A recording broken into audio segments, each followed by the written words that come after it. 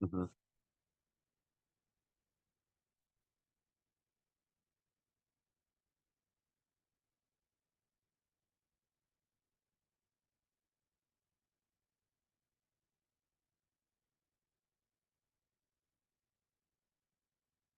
I can hear you.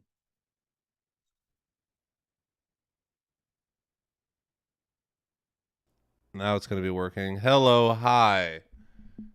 They can hear Oh, Huddy. All what a right, great. let's restart that. That's Mike Huddy. I'm Dom Master Mateo. This is Good Morning Nasdaq. Welcome into another day. It is the 18th day of November, year of our Lord 2024. It is a crisp day out there. Huddy's got himself a coffee because it's a crisp morning on the West Coast. And we're back at it. Good Morning Nasdaq is where we talk about the biggest gappers of the day here in small cap land. Got a little bit of some big gappers this morning. We had one in the 200% area, so that's nice to see a couple in the 80 to 100% area. So we'll talk about those. We talk about their dilution, recent filings, catalyst news, share structure, as well as the daily charts. Lets you know if we have any biases and what we think about these stocks in general. And then towards the end, we take any questions you guys have as long as we have time. And then we get on out of here for the market open. Head on over to clovertrade.io and do some trading. Welcome in, welcome in. How are we doing, Mr. Huddy, this morning? That all sounds good to me. We're doing great. Just want to welcome everyone in. Happy Monday. Let's get ready for a kick-ass week here on Good Morning Nasdaq. We're here live every single day at your guys' convenience at 8:45 a.m. Eastern, 5:45 Pacific Standard, which really sucks for me. But this is my life for the next 2 weeks, so I'm gonna get used to it. And let's get rock and rolling. Love to see 2-3 gappers. That's awesome. Let's get rocking. Let's get rolling. Head on over to the Clover Trading YouTube chat. Talk to each other. Get in there. Let us know how you're doing, where you're tuning in from. And if you have any tickers or questions, we'll get to them towards the end. Make sure you hit that thumbs up button as well. Only at 22 right now. I do like to see the number up towards 50. You won't hear another word from me if you guys achieve that goal. And make sure you're subscribed to the channel. We post long form content every Monday, and we're live. Like Heidi said, every single day the market's open, and you're never going to want to miss any of those episodes. All right. My apologies. Still have pneumonia. Let me fix that on my mic. Biggest gapper of the day, HCWB.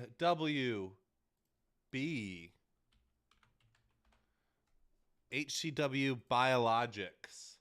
They're a preclinical stage biopharmaceutical company focusing on discovering and developing novel immunotherapies for chronic low-grade inflammation and age-related diseases. They're a biotech. 18 mil float, again, we talked about it last week, kind of not necessarily in that sweet spot, but not so low that you get a little scared trading it, not so high that it's so real. So that is what's going on there. News an hour ago is that them and WY Biotech announced license agreement for immunotherapeutic product candidate. Sounds a little Cancer. vague. What? Cancer. They received an upfront payment of $7 million dollars and is eligible to receive additional milestone payments and double-digit royalties on future product sales.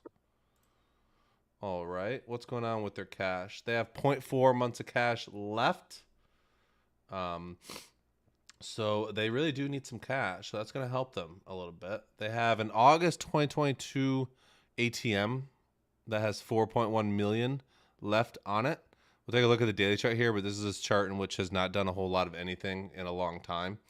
They have a shelf that they're pulling from, and that's about it. Is that all you see as well, Mr. Huddy? Yeah, I'm having a hard time pulling it up on my phone right now, but yeah. Okay. So 18 mil float, upfront payment $7 million for license agreement. Let's take a look at the chart here. You can see it's up 179% right now. Got going this morning from, what are the lows yesterday? 28 cents all the way up to as high as $1.33 this morning. Pretty incredible little 5xer, 4.5xer, kind of pulling off its highs right now down into the 80-cent area, but regardless is going to be probably the biggest gapper of the day as long as it holds up somewhere in that area. Like I was saying, when I pull up a daily chart for the first time, especially with these day one gappers, what I like to look for is what goes on days in which we have consistent volume, much bigger volume than we get on a day-to-day basis. What does the price action look like on those days? Do we generally spike and hold and go multiple days? Do we generally spike, fail, and close a lot lower than where we open? Do we open and just fail all day? Because usually these stocks have some sort of rhyme and reason to what they're doing on these days in which volume comes in, when they have catalysts, when they have news. And first thing I noticed as I pull up this, the 2-year chart, there's no days with real volume. You know, you're talking about 5, 10, 15, 1,000 shares traded per day. Yes, there's a trend going on here, but I don't really care about any of it because it's top left to bottom right with no volume. There's no real bag holders there. There's no real supply. There was no one looking at this stock for the last 2 years. As we go back further, we find one back in 2021, in which we gapped up to 4, ran to the 7, and then pulled back, and then we've been fading ever since. So what do you think, Huddie, when you see a chart that hasn't done anything in multiple years? You just treat it like a brand new day one and go off the stats of all of them, up 181% on the day? That is kind of the objective approach I would take. But if I was being a little bit subjective about this, it's in that area where I kind of get nervous that there's maybe some incentive to get this thing over $1 and close it over $1. I feel like when you're in within shooting distance and there's all these compliance rules that you can do more things on and stay listed if you keep your stock over $1. I feel like there's a lot of incentive there. So maybe that's what they're going to try to do. They're probably maybe like get a little spike going and then it fades off. But pretty like given this chart, given this dilutive situation, I don't really have a bias either way on this particular one. Okay. Yeah, up 180% this morning. I feel like what was the trend on Mondays as well? We like to talk about the trend of gappers because I do think they follow some sort of cycle, and you see periods where a lot of them are squeezing out. Then that usually gets overblown to the long side, and then we see a lot of them fail. Over time, we see the majority of them fail and turn into gap and craps. What are you taking from the end of last week into this week as we start to look at these gappers?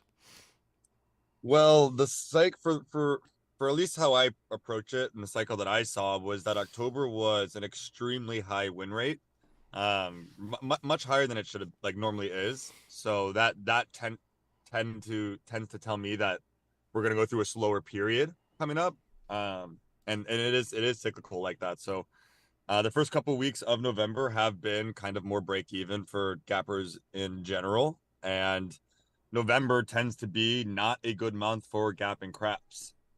November and December are historically the worst months. Don't know why. Can't tell you guys why. Maybe it's the holiday trading. I don't know when that kind of cycle is going to hit, but so far it's been pretty break even, maybe slightly profitable. And so I would say it's 50-50. We haven't had any it's not like it was in October. That's all I can really say. I think, I was in the hospital most of last week, but what I did see when I was looking at gappers was a lot of them having some sort of morning spike that lasted an hour to 2 hours. I don't know if any of them really held up, maybe one of them, but a lot of them did have that morning spike and push for a little while throughout the morning. Yeah, they weren't just straightforward. Like they haven't been crapping out of the open, which I think was mainly what I kept seeing in October. That was just like it opened up and then they would start fading. And right now it does feel like there's a little bit of an uptrend. There's a little bit of a force of buying. And I don't know if that's the Trump election. I don't know how long it's going to last. I don't know what is causing it. But yeah, just what I've noticed. So that is your rewind from last week. But here is HCWB holding up in the 80-cent area right now. Kind of a dud of a daily chart, but is up 186% right now. We'll see what this week has to bring when it comes to gappers. The next biggest gapper on the day is APLM, something we've definitely talked about here on the show. And just for future reference, I know Huddie likes to keep a notebook or something on a computer about a lot of the gappers, talking about the share structure, their float, maybe key pieces of news or filings, just so we can go back and look at them when we see them again. A lot of trading small caps is understanding trends and understanding what individual companies do time and time and time again. If a company screws over its shareholders and does reverse split or dilutes on them, it's probably not the last time they're going to do that. And it's important to know that. And APLM, the first thing Huddy said to me when we were going through these beforehand is, that's one that dumps every time it goes. And that's just something he puts away in his mind. Maybe he traded it before, maybe he didn't. I'm on their website now.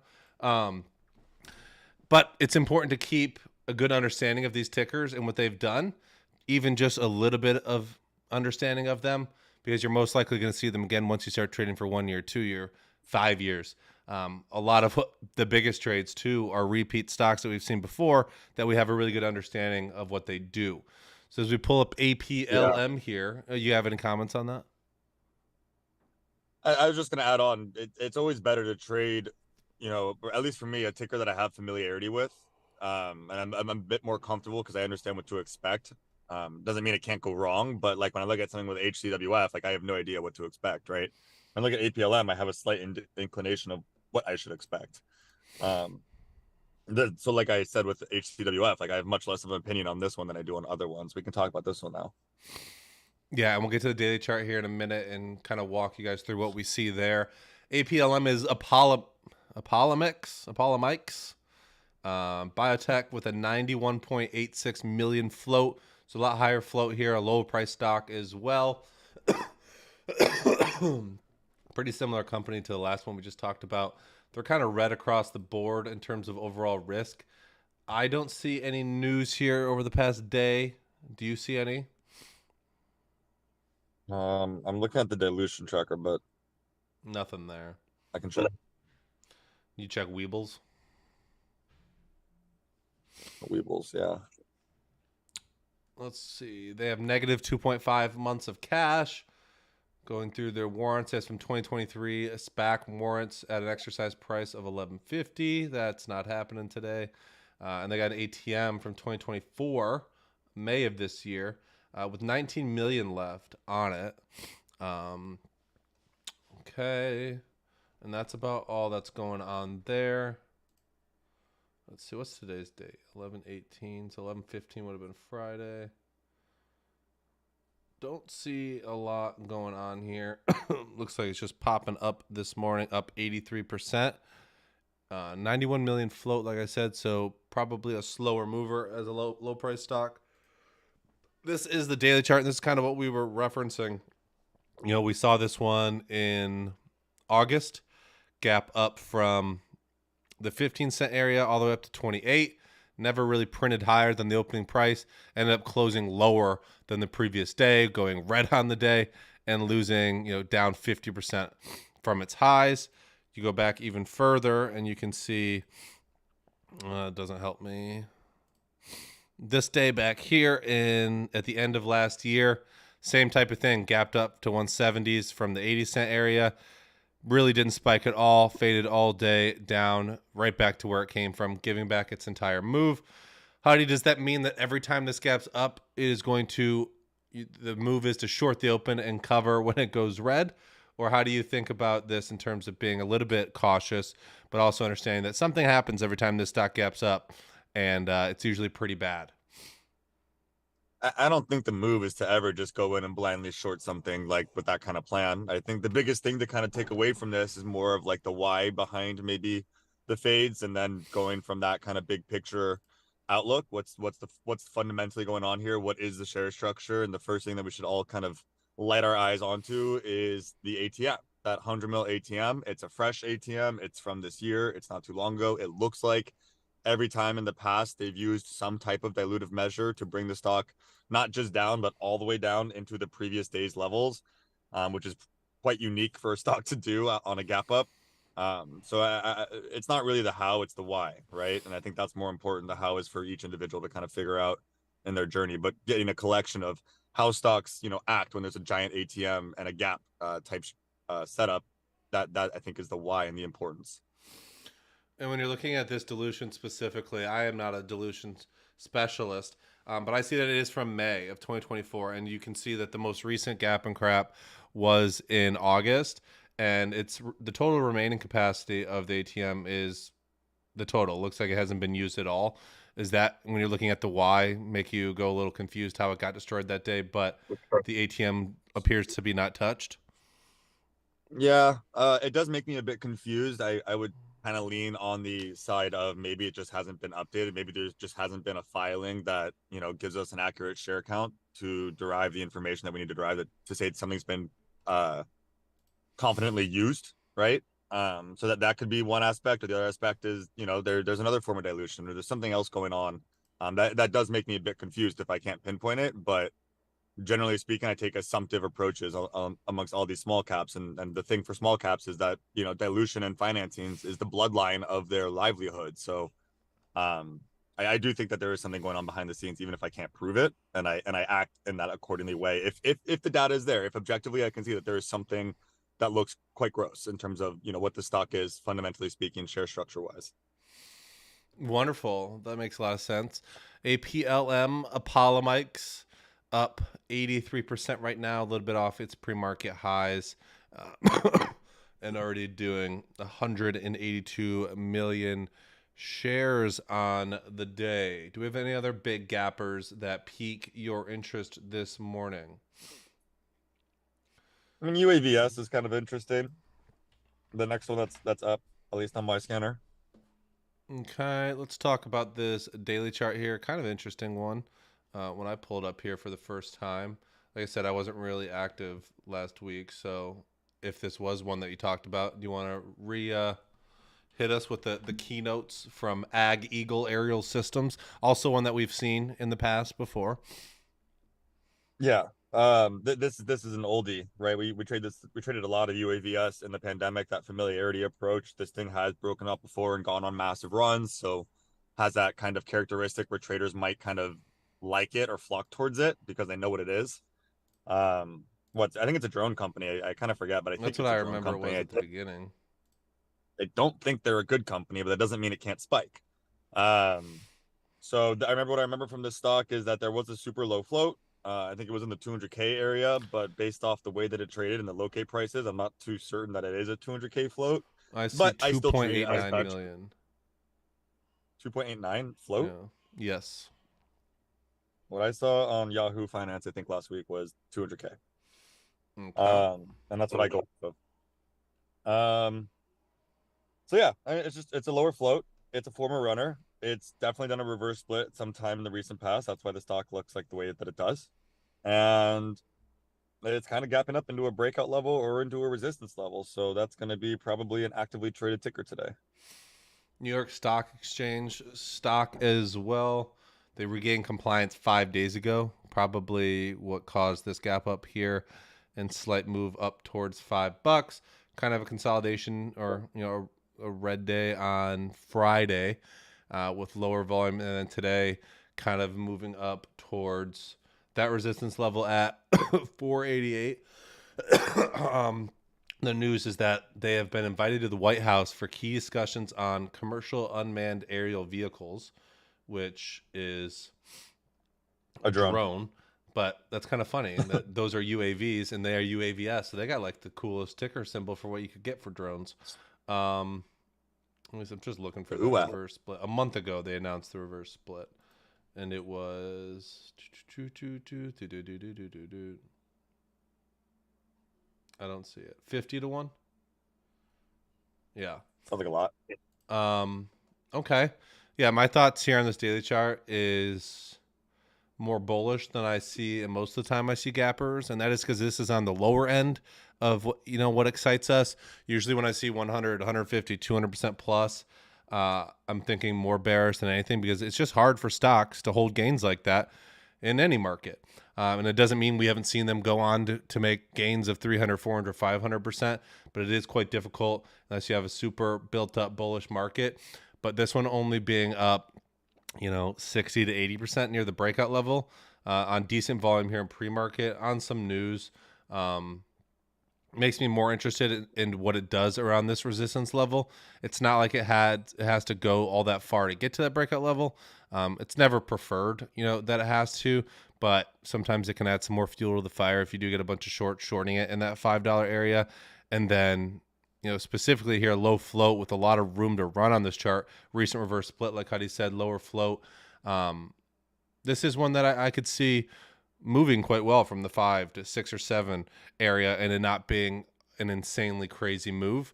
Some precedent wise, every time the stock has gotten decent volume, 40 to 170 mil, it's really struggled to have significant moves and hold on to them. It looks like there is wicks up into the sky every time it's tried, and then closes kind of mid-range. So maybe one where I would think about not overholding or being too patient. It's definitely one that I'd be keeping on watch. Probably not one that I just buy the breakout level on, because this is me pulling it up for the first time, and that is just not something I want to do. I'd rather see what it can do around that level and see if there's any sort of support hold or some tops being set in that 480-90 area, and then a break 15 to 30 minutes into the open. But we'll see. Still have 18 minutes until the open. This could be up 10% by that time. So it's one that I would throw on the back burner and just see if it's near that resistance for a little 3-day breakout.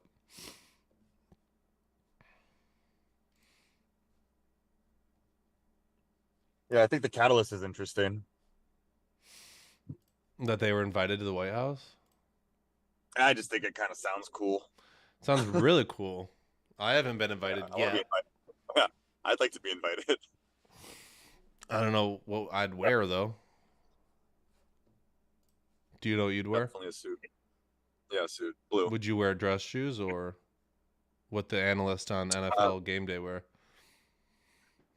What do they wear? Like tennis shoes with their I'd put suits? dress. Okay. I'd look spiffy. You really would. You'd probably tie your hair back. I don't have a choice. You have to do that? Mm-hmm. Okay. All right, let's take some questions. Those are the biggest gappers of the day. I don't see anything else sneaking into range here. HCWB, recap there. Biotech company up 220% now. And no real daily chart to play off of. APLM, former gap and crapper, that is up 75% now. Cheapy, bigger float. And UAVS gapping up near a breakout level, up a little bit less on the day, though, around 50%. Alrighty. Make sure you hit that thumbs up button. Only 37 of you have hit the thumbs up button. It's Monday. I understand you're a little groggy. Probably still want to be on the weekend. Probably want to be out in the woods hunting. But we're here. We're trading. So hit that thumbs up button. Appreciate what we do on the show for free every single day the market is open. And we'll take some questions for you guys right now. A lot of people asking about UAVS. Talked about that one. Fernando says, totally agree, Huddie, with something. Pushers and no faders. Nice. In October was a good month. Huddie, what do you think about DXYZ bounce short if we get back into the mid-40s? Hell yeah. I feel like that's not really a Huddie play. What I like about the DXYZ bounce short into the 40s, and yeah, I mean, that's probably a good area, but I just like the fundamental picture on this stock where it's like, there's clearly a valuation to the stock, and we are trading many multiples ahead of it. And so I don't know how long that kind of like misplaced hype can sustain itself.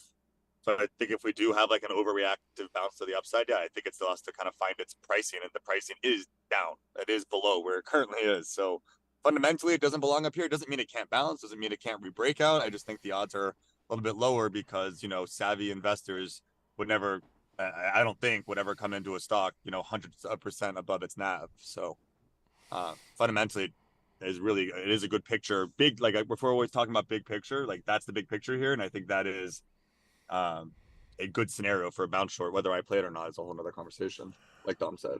Yeah, from a technical perspective, I like to look at what it did before on a pretty insane run. From the $8 area up towards 100, one of the best first red days of the year, honestly, right around $100. But we did have a lower quality bounce here on this chart before fading much lower. I anticipate we probably see something similar to that. It's on my watch list as a potential play, but I kind of want to see how today plays out.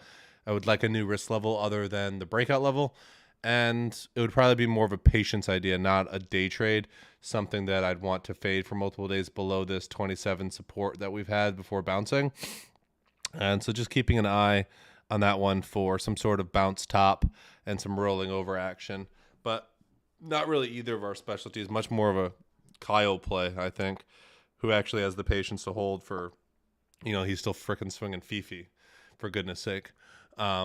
But I remember there was a time when he was bringing up DXYZ every day because he was swinging that thing into the ground as well. All right. Selene says I should wear a Oregon Ducks t-shirt with a blazer over it. That would be pretty aggressive, heading to the White House with that on, but I'm not against it. Trey says go Ducks. Yeah, it was a stressful Saturday night for that one. All right, you guys don't have any questions. If you don't have any questions, we don't have any answers. Trade Floor says Fannie Mae breakout on watch. That is on my watch list as well. If you want access to those watch lists every single night, all you need is a 3-leaf Clover subscription, which you can get over at clovertrain.io. If you want the video lessons, the webinars, you're going to have to subscribe to the 4-leaf. But we are there every day. We got some amazing vice captains in there as well who are chiming in and letting us know about their trades as well. But if you're just here for the free content, make sure you subscribe to the channel right here on our YouTube. And we will catch you guys tomorrow, 8:45 a.m. for another episode. Appreciate the likes. Appreciate you guys being here and your questions. Let's kick off Monday right. Let's have a great day. Let's be patient for our plays. And let's not be too aggressive and force things. Do you have any words of wisdom here on this Monday morning, Huddie, before we head out? No words of wisdom. Let's just have a good week. And I got to run, so let's go. And let's be the best versions of ourselves that we possibly can be. We'll see you guys tomorrow, 8:45 a.m., right here on the Clover Trading YouTube channel.